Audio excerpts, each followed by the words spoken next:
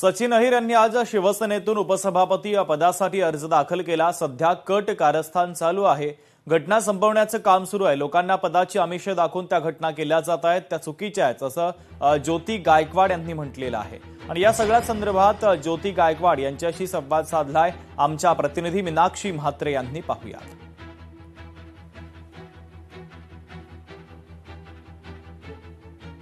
आमदार ज्योती गायकवाड आहेत। ताई, खरं तर सचिन अहिर यांनी उपसभापतीसाठी आता शिंदेच्या पक्षातून उमेदवारी अर्ज भरलेला आहे। खरं तर महाविकास आघाडी असेल, ठाकरेंच्या पक्षाला मोठा धक्काच म्हणावा लागेल। काय नेमकं कारण वाटतंय तुम्हाला?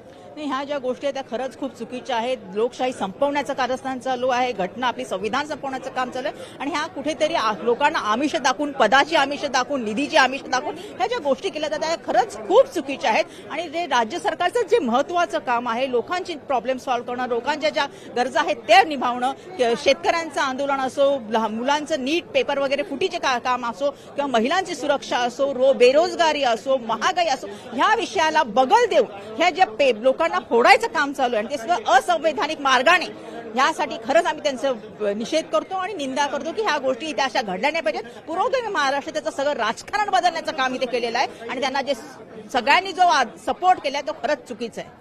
हे ऑपरेशन करण्यापेक्षा देशाचं ऑपरेशन करा, देशाला चांगल्या स्थितीत आणा आणि ते ऑपरेशन करून आम्हाला दाखवा की महाराष्ट्र हा महाराष्ट्र आहे आणि खूप सगळ्यामध्ये मोठा आहे। तरच आम्ही तुम्हाला मानू। ही ऑपरेशन करून तुम्ही काही साध्य करू शकत नाही आणि वाईट मार्गाने तुम्ही जे राजकारण करताय ते नक्कीच चुकीचं आहे। सगळी जनता समजते, सगळ्यांना कळतंय की तुमचं काय चाललंय, तुम्ही कोणत्या मार्गाने पैसे देऊन, पदं देऊन जे काही करताय ते खरंच चुकीचं आहे, सगळ्यांना माहिती। खूप धन्यवाद ताई। व्हिडिओ जर्नलिस्ट राजेश मनियारसह मीनाक्षी म्हात्रे, लोकशाही मराठी, मुंबई। लोकशाही मराठी, ऐका, पहा, जागरूक रहा।